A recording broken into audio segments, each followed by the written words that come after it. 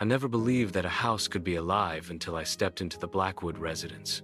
People in my town whispered about it, like it was a cursed thing, the way children whisper about monsters under the bed.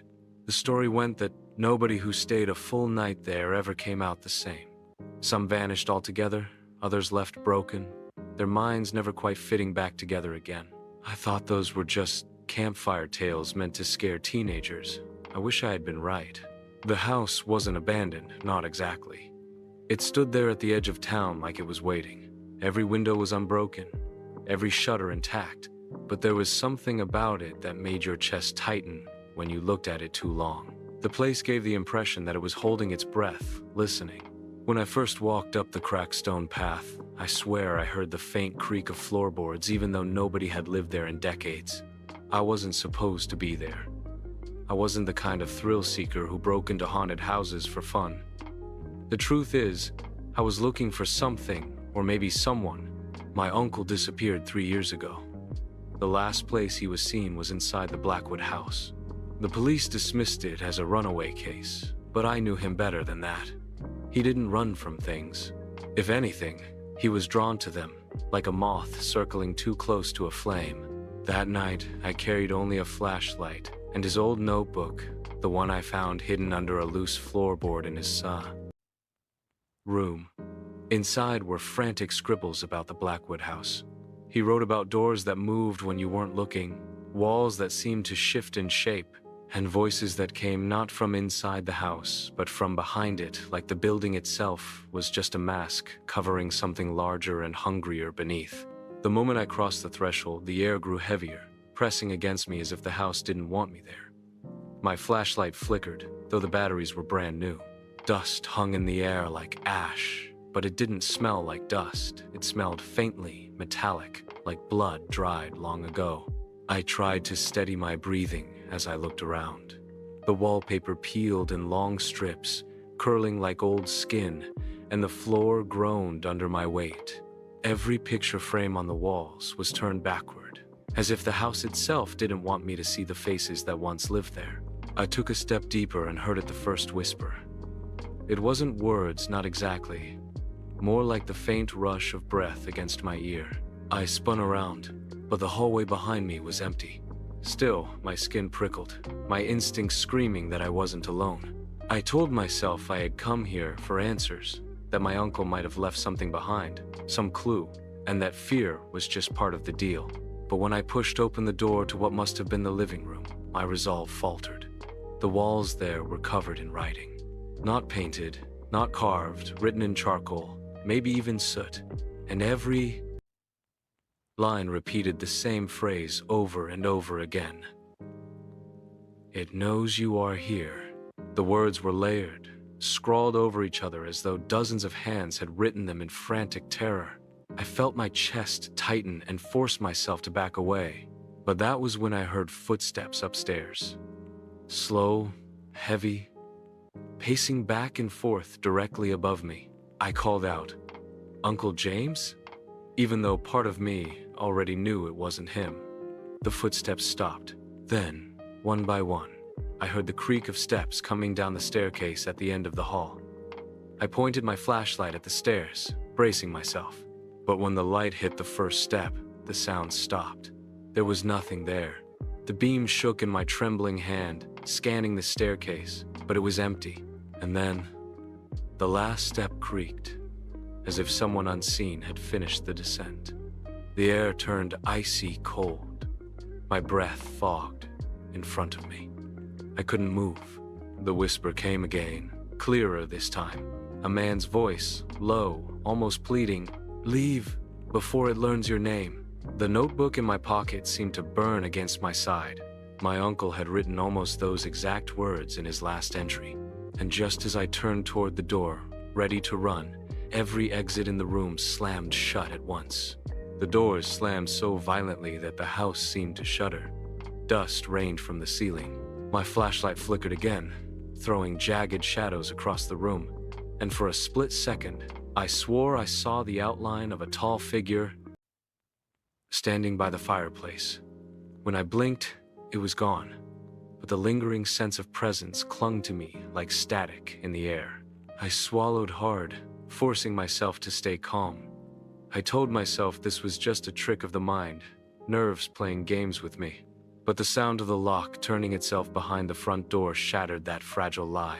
I wasn't alone, and worse, I wasn't in control anymore. I pulled out my uncle's notebook with shaking hands, flipping to the last few pages.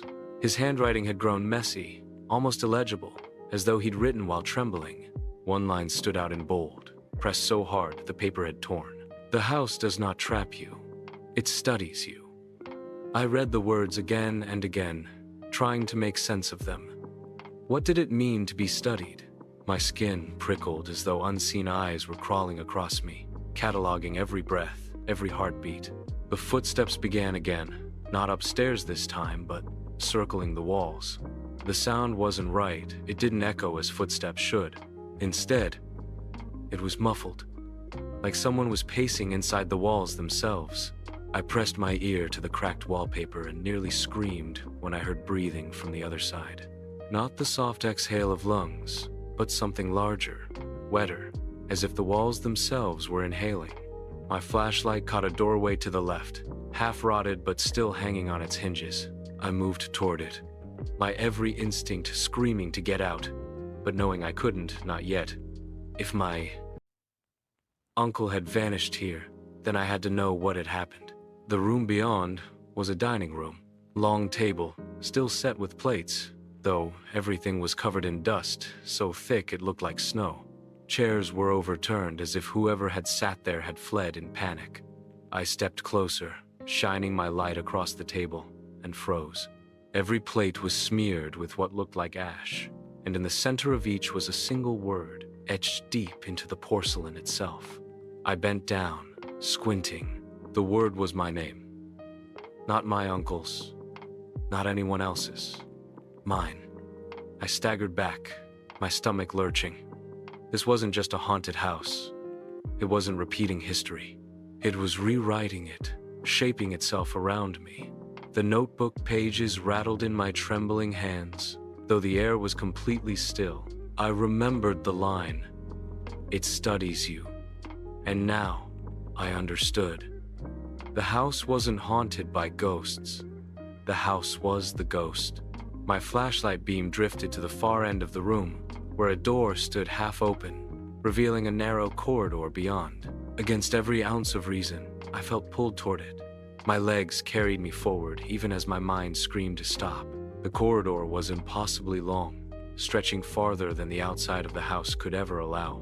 The wallpaper shifted as I walked, patterns squirming like insects beneath the surface. I forced myself not to look directly at them, afraid of what I might see. Halfway down, I heard a voice. Not a whisper this time, but clear, unmistakable. "Daniel?" My name, spoken in my uncle's voice. I spun, heart pounding, but no one was there. The corridor behind me was gone, swallowed by blackness so complete my flashlight beam couldn't pierce it. Panic clawed up my throat. I was inside the house, but the house was no longer inside the world I knew. The voice came again, softer now. "Daniel, help me." I ran toward it, toward the door at the end of the corridor.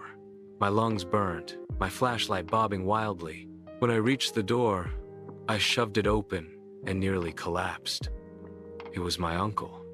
Or at least, it looked like him. He was sitting in a chair in what appeared to be a bedroom, though the air felt wrong, too dense, like syrup in my lungs. His eyes darted up to me, wide and desperate, but there was something off. His skin looked stretched too tightly over his bones, his mouth trembling like he was trying to form words he couldn't say. "Uncle James!" I shouted, rushing toward him. His body jerked as though an invisible string had yanked him upright. His head turned too slowly, unnaturally, and his mouth moved in a way that wasn't speech but mimicry. When sound came out, it was not his voice. "You should not have come." I froze, my entire body numb. It wasn't him. It was the house wearing him like a mask. The walls began to pulse, slow and steady, like the throb of a heartbeat. The wallpaper bulged and retreated with each pulse, and I realized the awful truth. I was inside something alive. The thing In my uncle's chair, tilted its head at me, eyes rolling in directions human eyes shouldn't move. Its jaw unhinged, wider than bones should allow, and from its mouth came a low, guttural moan that vibrated through the floor. My flashlight burst, plunging me into darkness. I fumbled for the notebook, clinging to it like it was the only anchor I had left. In the dark, I felt words etched into the cover that hadn't been there before. My own handwriting, though I had never written them.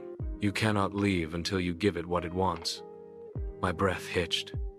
The thing in the chair shuffled closer, its steps wet, dragging. I stumbled backward until my back hit the wall. Something shifted behind the wallpaper, pressing against me, like a hand made of the house itself holding me in place.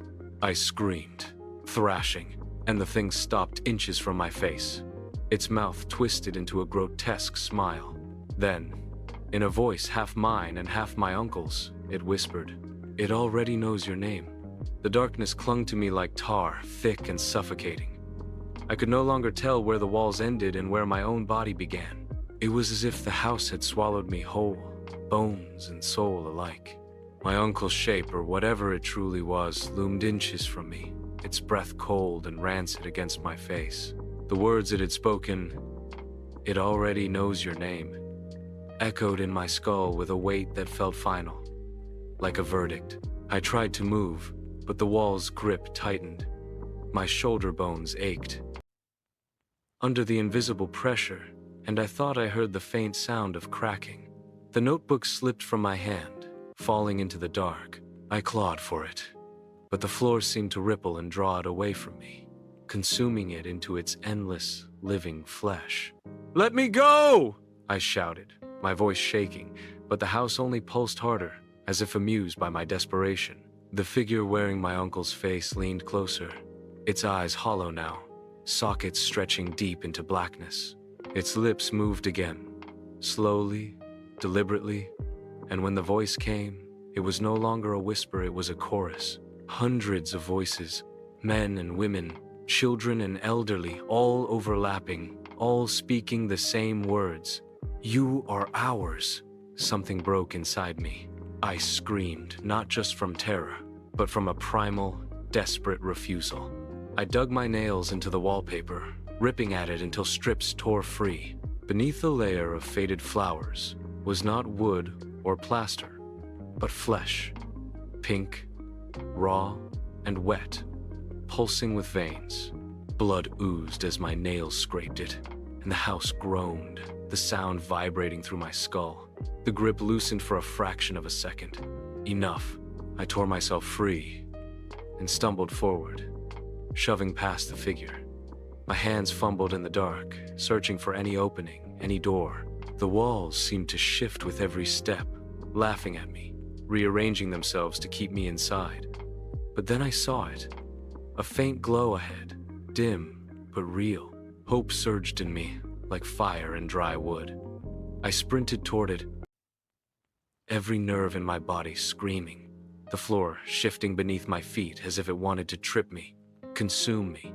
The glow led me to a staircase. It was old, sagging under its own weight, each step groaning like a dying animal. Still, I climbed, clutching the railing, ignoring the whispers rising all around me. They hissed my name, stretched it, twisted it, turned it into something alien. At the top was a door, not rotting, not cracked like the others I had seen, but clean, white, glowing faintly as though it wasn't truly part of this world. My heart hammered. This was it. This had to be my way out. I grabbed the handle and pulled. The door opened not into the night, not into safety, but into another room, and it was my bedroom. I froze. Breath caught in my chest. My bed was there, the lamp by the window, even the jacket I had tossed carelessly on the chair. Everything was exactly as I had left it.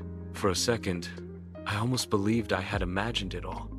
Maybe I had fallen asleep, dreamed everything, and now I was awake. But then, I saw the notebook. It was lying open on my desk, and in it was handwriting that wasn't mine, but described every step I had just taken, every scream, every desperate thought written before I had lived them. The page turned on its own. The next line was already written. Daniel walks forward, thinking he has escaped, but he has not. He never will. My stomach lurched. My legs wanted to bowl, but I couldn't. Something in the room shifted. The shadows in the corners of my bedroom weren't still. They were breathing. The walls, my walls, pulsed like the house's walls had. I staggered back toward the door, but it slammed shut, vanishing into the plaster as if it had never been there. I was trapped, not in the house I'd entered, but in a perfect imitation of my own. A sound broke the silence. Scratching. Slow, deliberate, coming from beneath my bed. I forced myself to kneel, my flashlight sputtering weakly back to life. I lifted the blanket. What I saw will never leave me. It was me, another me, lying under the bed, eyes wide open, staring straight into mine. Its skin was pale, lips cracked and bloody, as if it had been there for years, waiting. Slowly, its mouth moved, mirroring my words before I even spoke them, as though it were reading my thoughts before they left my tongue. Then it whispered in my voice, "You're not the first, and you won't be the last." The walls around us convulsed, and the lights in the room went out. I heard hundreds of footsteps overhead, beneath, all around, every voice in unison chanting my name. The notebook on the desk slammed shut with a deafening crack, and when it opened again, the last page was blank, waiting for me to write. I realized then that my uncle hadn't been consumed. He hadn't been killed. He had been rewritten, trapped inside the story the house forced him to live, over and over, until he became part of it. And now it was my turn. The floor buckled beneath me, splitting like a mouth opening wide. I screamed as I fell into darkness, swallowed whole by the house, my voice joining the chorus of countless others. The last thing I saw before the dark took me completely was the notebook, falling with me, its blank page glowing faintly. The pen in my hand moved on its own, scratching words I couldn't stop, and as the ink bled across the paper, I understood the truth. The house doesn't just trap you, it turns you into the story.